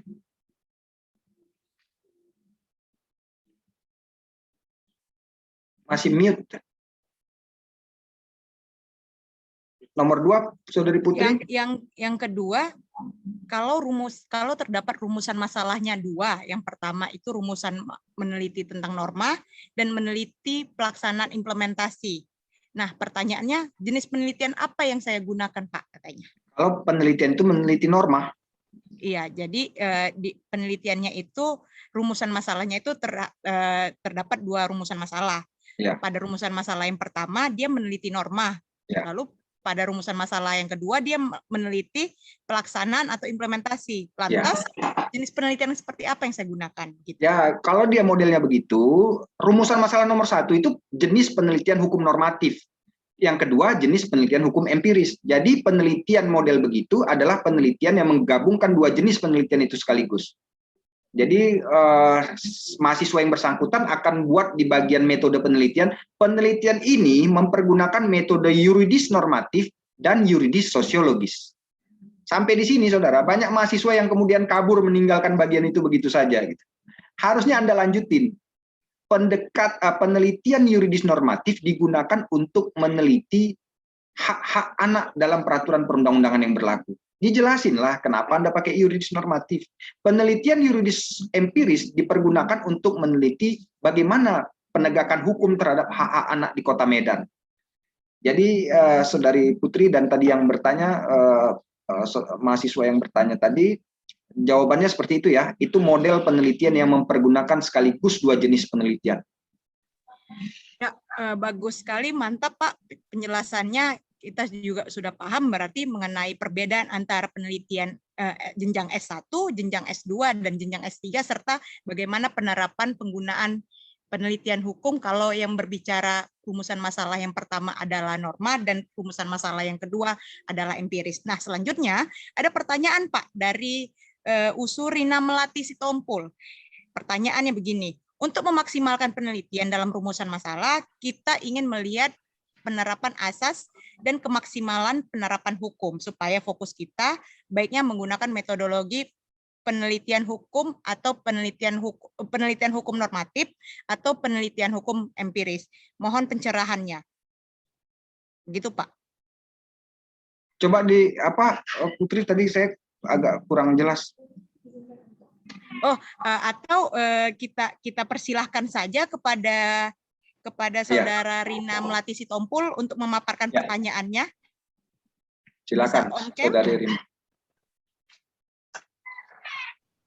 Ya, terima kasih moderator, terima kasih Pak Jeli. Seandainya keinginan kita itu adalah untuk mengukur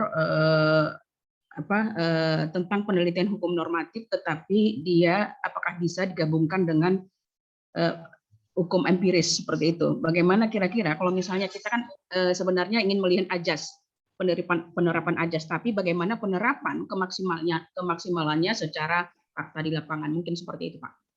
Baik, terima kasih Bu Rina Melati Sitompul, sahabat saya Ibu ini. Bu Rina, itu model penelitian yang tadi sama dengan yang sebelumnya, itu mempergunakan kedua jenis itu. Jadi rumusan masalah nomor 1 itu meneliti bagaimana posisi asas di dalam norma hukum. Bagaimana posisi asas dalam peraturan perundang-undangan. Asas yang bersangkutan yang mau diteliti itu gimana itu regulasinya di bawah peraturan perundang-undangan. Nanti nomor berikutnya, apakah nomor 2 atau nomor 3, Ibu bisa membuat rumusan masalah bagaimana penerapan asas titik-titik-titik di Kota Medan. Jadi itu caranya, dapat normatifnya, dapat empirisnya. Saya kira itu Bu Rina. Oke, terima kasih Pak Jeni. Ya, Bu Rina, terima kasih kembali. Putri. Nah, selanjutnya, Pak, ini ada nih pertanyaan. Mungkin secara umum selalu dipertanyakan kepada mahasiswa-mahasiswa yang sedang melakukan penelitian. Ya, pertanyaannya begini, Pak. Bagaimana membuat kegunaan penelitian, terutama yang pertama kegunaan teoris dan kegunaan praktis? Karena pada dasarnya kita sering salah nih menerapkan, untuk kegunaan teoritis yang bagaimana, untuk kegunaan yang praktis itu bagaimana? Ya, persilakan Pak. Terima kasih Saudari Putri. Dan tadi yang bertanya itu ya, manfaat praktis atau kegunaan praktis dan teoritis ya. Kalau untuk teoritis itu banyak mahasiswa melukiskannya begini, Saudara. Penelitian ini diharapkan dapat menambah cakrawala pemikiran dalam dunia hukum. Aduh, Anda ngomong apa itu? Menambah pemikiran, kontribusi dalam perkembangan ilmu hukum. Nggak usah muluk-muluk. Penelitian itu dalam bagian kegunaan teoritis, Anda cukup bilang, penelitian ini diharapkan dapat menambah bahan pustaka yang membahas tentang apa Anda bahas. Jadi manfaat teoritisnya adalah menambah bahan kepustakaan, itu satu. Yang kedua, masih manfaat teoritis ya. Yang pertama tadi untuk menambah bahan kepustakaan, penelitian ini diharapkan dapat menambah bahan kepustakaan tentang hukum yang membahas apa. Itu yang bagian pertama. Bagian keduanya, masih teoritis, penelitian ini diharapkan dapat menjadi dasar bagi penelitian selanjutnya. Jadi 2 poin itu saudara sekalian ya. Satu yang di bagian teoritis ya, penelitian ini diharapkan dapat menambah bahan kepustakaan. Yang kedua, tadi penelitian ini diharapkan dapat menjadi dasar bagi penelitian selanjutnya. Karena kesuksesan penelitian itu kalau penelitian kita diteliti lagi oleh orang lain, itu penelitian yang sukses itu. Nah, untuk yang praktis, Anda harus tentukan kepada siapa pihak-pihak itu. Misalnya Saudari Eva Savitri itu meneliti tentang kebijakan penerapan pidana mati bagi koruptor. Maka penelitian ini diharapkan dapat membawa manfaat kepada pemerintah pusat, kepada aparat penegak hukum atau hakim. Jadi langsung spesifik, saya tentu nggak bisa sebutkan kepada siapa aja manfaatnya, tergantung pada penelitian yang bersangkutan. Kalau Anda meneliti tentang hukum agraria, maka ya Anda buat manfaat praktisnya untuk kantor pertanahan BPN, bagaimana manfaatnya. Kalau saya berikan contoh, Saudari Stella meneliti tentang undang-undang notaris, maka dia bagian praktisnya harus menjelaskan apa manfaatnya bagi kalangan notaris dari penelitiannya. Jadi kepada siapa pihak-pihak yang terlibat di dalam penelitian itu, apa manfaatnya. Tapi jangan lupa ya, penelitian apapun Anda lakukan, pastikan di dalam kegunaan praktis tadi ada kata masyarakat. Karena masyarakat itu berhak untuk nikmati apapun jenis penelitian Anda. Dan paling gampang buat bagian masyarakat adalah penelitian ini diharapkan dapat menambah pemahaman masyarakat tentang hukum apa. Selesai. Itu dia bagian praktis dan teoritisnya, Saudari Putri. Singkat, padat jawaban dari Bapak dan mencerahkan sekali ya, karena pada umumnya kita mungkin keliru selalu membuat untuk menambah atau untuk membuka cakrawala. Jadi itu terlalu bias ya kata-katanya begitu. Pak, nih selanjutnya ternyata banyak sekali yang memuji pemaparan Bapak dan memang menarik, clear, kreatif dan banyak pujian-pujian lainnya. Nah, salah satu pujian ini saya sampaikan dari Unsud Umar Yaji. Nah, selain memberikan pujian, beliau juga memberikan pertanyaan nih, Pak. Pertanyaannya, apakah bisa dalam satu penelitian menggunakan 2 metode sekaligus? Juga menggunakan metode 2 sekaligus juga, kualitatif sekaligus kuantitatif. Terima kasih, Pak. Silahkan dijawab. Ya, terima kasih saudara siapa tadi itu yang bertanya namanya? Saudara siapa tadi? Apa?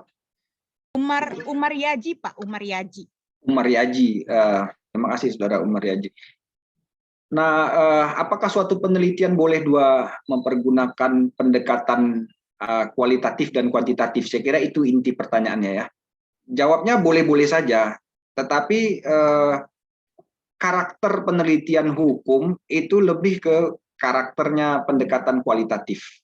Jadi kalau dia berbau kuantitatif, maka dia hanya sebagai pendukung begitu. Sebagai pendukung. Yang lebih utama adalah kualitatifnya. Oleh karena itu tadi juga sudah saya sampaikan, kalau ada angka-angka, tabel-tabel, misalnya jumlah kasus tahun sekian, jumlah tindak pidana atau jumlah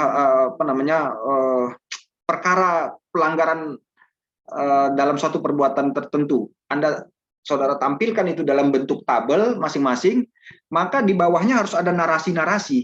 Jadi data kuantitatif tadi dikemas secara kualitatif. Misalnya kira-kira begini, ketika di atasnya ada tabel, bawahnya narasinya begini. Berdasarkan data di atas atau berdasarkan tabel di atas, dapat dilihat adanya penurunan dalam jumlah perbuatan pidana tertentu. Hal ini disebabkan karena, jadi Pak Umar Yaji tadi saya kira bisa mengembangkannya lagi. Dari angka-angka itu dikembangkan secara kualitatif. Kenapa grafiknya turun? Itu secara kualitatif kita perlu jelaskan. Atau sebaliknya, kalau angka-angka kejahatannya semakin tinggi, ini apa alasannya sehingga angka kejahatan kok justru semakin meninggi? Apakah penegakan hukumnya yang kurang? Itu merupakan bagian dari pendekatan kualitatif ya. Jadi lebih banyak bermain dengan kalimat-kalimat ketimbang angka-angka. Dan kalau dia pendekatan kuantitatif, dia sebaliknya tadi ya, lebih banyak menggunakan angka-angka ketimbang kalimat. Oleh karena itu pendekatan kualitatif bisa mempergunakan data statistik, data-data yang numerikal, sepanjang tadi dibuat dia dalam kemasan narasi. Gitu. Kalau ada yang kurang jelas silakan disampaikan. Ya.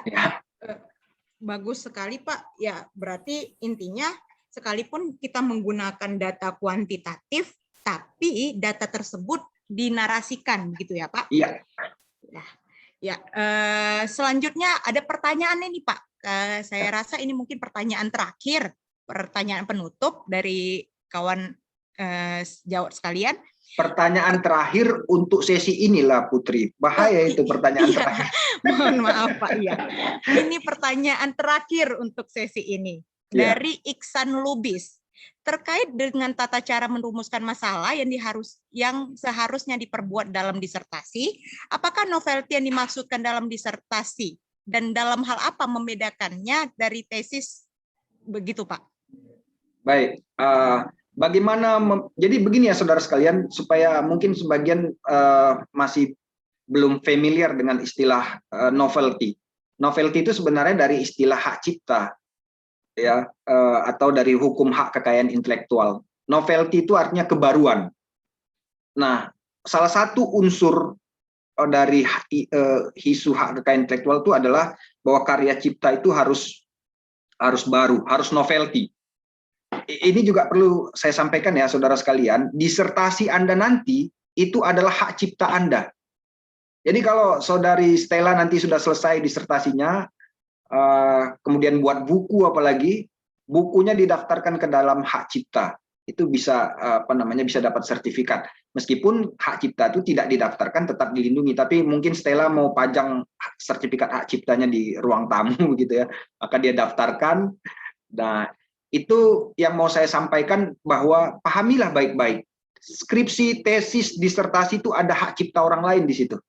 Makanya Anda kalau mengutip tesis disertasi orang lain, biasakan buat daftar pustakanya.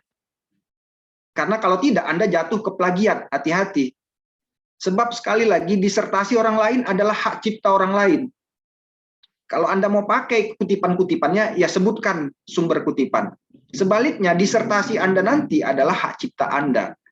Jadi tadi pertanyaannya adalah bagaimana menentukan novelty atau kebaruan. Jawabnya dari rumusan masalah. Sebenarnya sudah terjawab tadi, dari state of the art. Dari bagian yang unik. Anda harus bisa membuktikan novelty atau keaslian penelitian Anda di bagian keaslian penulisan. Kalau saya nggak salah, bunyinya begitu ya, keaslian penulisan kan, bukan keaslian penelitian, keaslian penulisan. Di sana, Anda perlu buat apa penelitian yang pernah dilakukan sebelumnya sehubungan dengan penelitian Anda. Kalau misalnya Anda meneliti tentang hukum agraria, maka sebelum Anda meneliti, bagaimana penelitian hukum agraria yang sebelumnya. Dan ini ya saudara, saya sering temukan itu bagian keaslian penelitian. Penelitian ini belum pernah dilakukan di lingkungan USU. Waduh, enak betul kalau gitu. Yang penting belum pernah buat di USU. Kalau di UGM, di UI buat, di sini buat nggak apa-apa. Itu salah ya saudara sekalian. Anda harus pastikan penelitian itu tidak pernah dilakukan di Indonesia. Apalagi disertasi, hati-hatilah. Saya nggak nyuruh Anda sekalian untuk keliling-keliling, aduh gara-gara Pak Jeli mesti PCR, pergi ke Jakarta, ke Bali, ke Jogja untuk cari disertasi. Saya pernah ditulis orang atau enggak? Ya nggak perlu serepot itu, Anda cukup cek secara online di repositori masing-masing universitas. Di repositori itu kan bisa dilacak itu, apakah sudah pernah ditulis disertasinya atau belum. Waktu saya ke Jakarta itu, mahasiswa Fakultas Hukum tuh, beberapa orang bilang ke saya, Pak, bangga punya repositori USU. Kenapa? Saya bilang, ternyata anak-anak mahasiswa di Jakarta ini banyak yang buka repositori USU. Nah, saya bilang tuh perasaan kalian aja nanti. Tapi iya Pak, betulan gitu. Cuman maksud saya adalah Anda manfaatkanlah itu repositori. Dan bagaimana memastikan penelitian Anda baru atau novelty, cek rumusan masalahnya. Kalau sama, berarti Anda harus rubah supaya novelty. Itu jawabannya. Saya kembalikan ke Putri. Iya, menarik sekali Pak. Ya. Memang berarti dalam mencari novelty itu yang perlu kita lihat itu yang pertama adalah rumusan masalah. Apakah rumusan masalah kita sama dengan rumusan masalah pada penelitian sebelumnya? Ya. Nah, selanjutnya ada nih Pak, banyak pujian yang datang.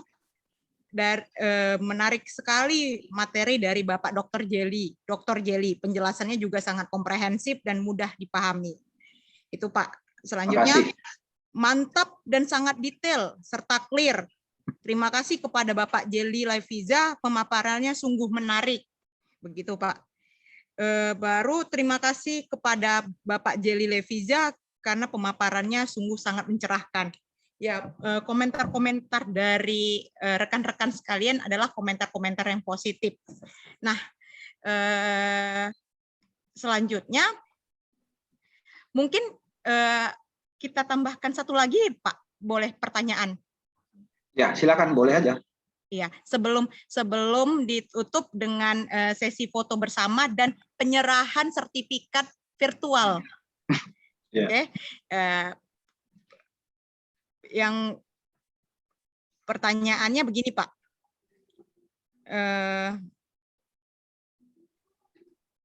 mana dia?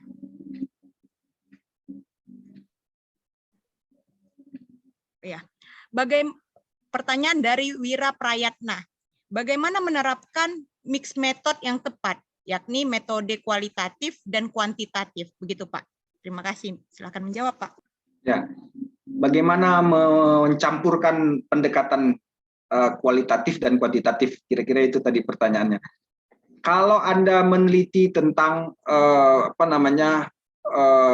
perbuatan pidana tertentu, katakanlah KDRT begitu, maka Anda harus buat range waktu. Kalau Anda mau men-settingnya menjadi kuantitatif, Anda buat range dari tahun 2017 ke 2020. Itu nanti dengan mudah Anda bisa kuantitatifkan itu. Kalau Anda buat range, bagaimana perbuatan KDRT yang terjadi di Kota Medan dari tahun 2017 sampai dengan tahun 2020. Itu pasti dengan mudah Anda bisa kuantitatifkan. Tapi kalau Anda cuma bilang, bagaimana perbuatan KDRT di Kota Medan, itu belum tentu Anda dapat angka-angka itu. Jadi sekali lagi, salah satu siasat, atau jangan siasat lah, nanti seperti Abu Nawas pula ada siasat, strategi saya kira ya bahasa ilmiahnya. Strategi yang bisa Anda lakukan untuk buat pendekatan kuantitatif masuk dalam disertasi Anda adalah Anda harus buat range waktu dari tahun sekian sampai tahun sekian. Itu pasti dengan mudah jadi angka-angka nanti itu. Kemudian sajikanlah tabel-tabel. Tabel-tabel itu nanti gambaran dari tiap tahun ada angka-angka, itu juga nanti jadi kualitatif. Kemudian Anda bisa buat tabulasi atau grafik yang berbau data kuantitatif. Saya kira itu strateginya. Misalnya grafik bisa menggambarkan poin 2017 perbuatan pidananya di mana? Di titik mana dia? Di 2018 di mana? 2019 bagaimana? 2020. Jadi mungkin akan muncul tuh grafik perbuatan pidana 2017, 18, 19, 20. Jadi itu caranya, saya kira, Putri. Baik, mungkin sudah terjawab pertanyaan-pertanyaan dari Bapak Ibu sekalian. Sebelum kita lanjutkan kepada sesi foto bersama dan penyerahan sertifikat, saya akan kembali menyimpulkan dari pemaparan materi oleh Bapak Dr. Jelly Leviza. Nah, jadi penelitian normatif itu adalah penelitian yang berdasarkan peraturan perundang-undangan yang mempunyai objek kajian, yakni asas hukum, sistematika hukum, sinkronisasi hukum, penelitian perbandingan hukum, sejarah hukum. Adapun data yang dipakai adalah adalah bahan hukum primer, sekunder, dan tersier dengan data hukum sekunder sebagai dengan data hukum sekunder serta menggunakan bahan hukum primer, sekunder, dan tersier. Nah, yang paling menarik adalah langkah-langkah yang harus dilakukan dalam membuat usulan penelitian itu. Yang pertama adalah menentukan topik yang disukai, bukan topik hidayat ya Pak. Lanjut, menentukan topik yang up to date, ketersediaan literasi, dan menentukan rumusan masalah mengenai apakah, bagaimanakah, dan mengapa, bukan siapakah atau sejauh manakah. Selanjutnya membuat outline, menentukan judul dan merangkum masalah, serta menemukan novelty atau keaslian penelitian. Nah, dan yang paling penting adalah penelitian yang baik adalah penelitian yang selesai, begitu Pak. Putri, saya boleh buat kata penutup nggak? Boleh Pak. Ya, terima kasih Saudari Putri selaku moderator. Yang terhormat Bapak Ibu, Saudara peserta program doktor sekalian, saya mengucapkan terima kasih atas pertanyaan-pertanyaan dan respon baiknya selama dan sesudah pelaksanaan acara ini. Terima kasih. Saya cuman pesan satu hal, ada kata orang Jawa yang menyampaikan kata-kata bijak seperti ini. As long as you live, keep learning how to live. Oh maaf ya, itu orang Jawanya udah pindah ke Inggris, jadi bahasanya seperti itu. As long as you live, keep learning how to live. Jadi sepanjang hidupmu, teruslah belajar. Jangan pernah berhenti belajar. Dan belajar itu bukan cuma dia ada di kampus, tapi belajar dari pengalaman sehari-hari. Belajar dari apa yang ada di sekitar kita, dan belajar dari kehidupan dan pengalaman kita sehari-hari. Saya mendoakan mudah-mudahan semua peserta program doktor yang ada di ruangan ini bisa menyelesaikan studi secara tepat waktu. Amin. Dan Amin. Mudah-mudahan pula akan lahir dokter-dokter hukum yang memberikan warna dan hasanah baru yang lebih baik nuansanya dengan keberadaan para dokter yang ada di ruangan ini. Salam sehat, sukses semua buat kita. Wabillahi taufik wal hidayah. Wassalamualaikum warahmatullahi wabarakatuh. Terima kasih semua. Selamat sore. Waalaikumsalam warahmatullahi wabarakatuh. Mungkin bisa kita memberikan applause bagi Bapak Jelly Leviza. Terima kasih Pak Menarik Jelly. sekali. Ya. Sebelum kita akhiri acara ini, kami dari segenap panitia akan memberikan Mute itu Putri. Mohon maaf Pak. Nah, sebelum kita akhiri acara ini, kami dari segenap panitia akan memberikan sertifikat secara virtual kepada Bapak Dr. Jelly Leviza sebagai narasumber kita pada hari ini. Gimana?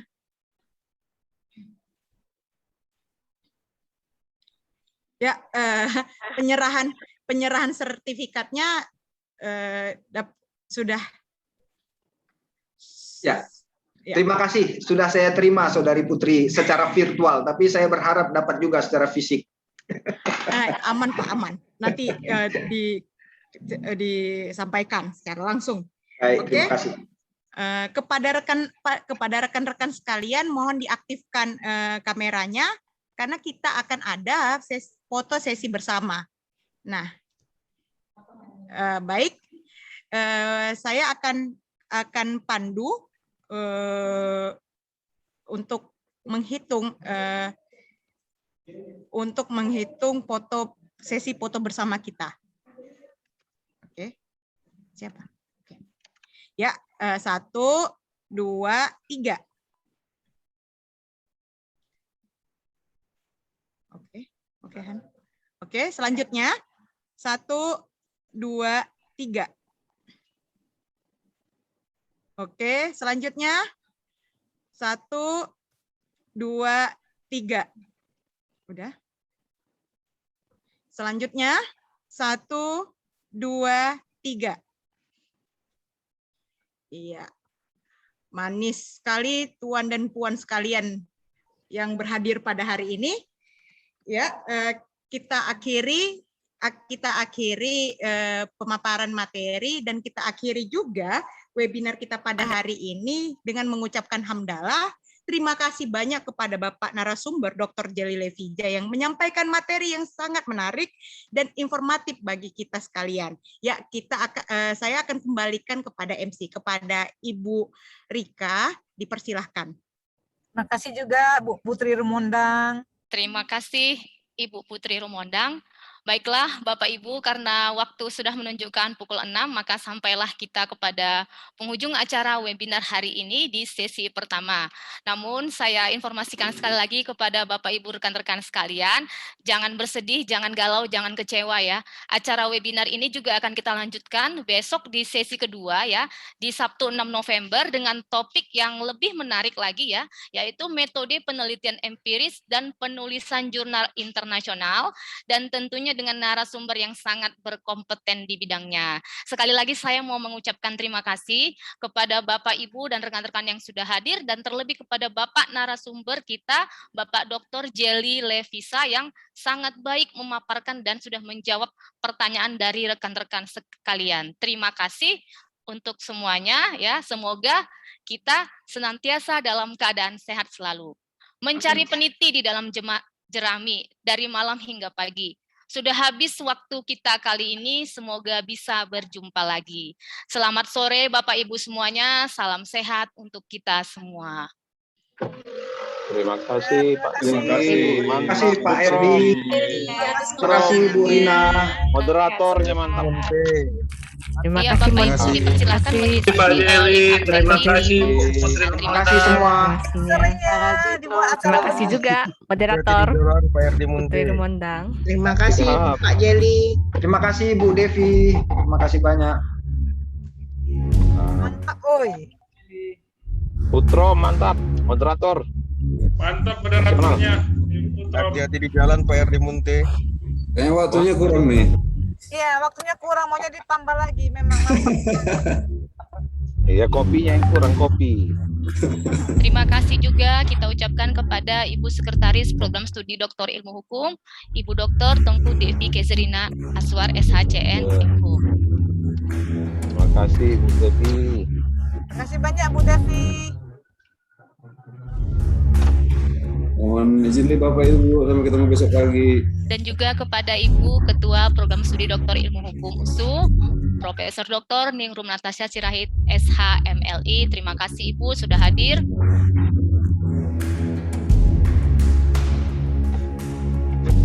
Di lift ya.